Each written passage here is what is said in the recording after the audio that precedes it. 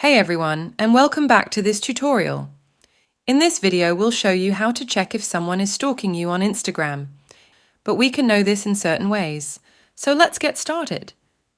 Open your Instagram account. Tap the profile icon in the bottom right. Tap the three horizontal lines in the top right. Go to Setting and Privacy option. Scroll down and tap Account Type and Tools. Select Switch to Professional Account and tap Continue consistently at the bottom. Choose the Creator option and tap Next. Go back to your profile to create a new story.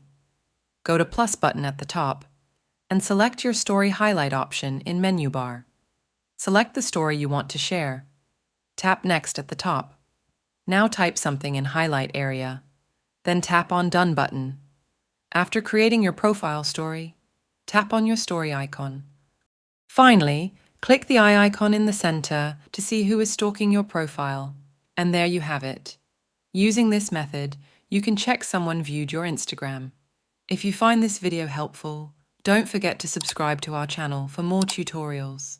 Thanks for watching.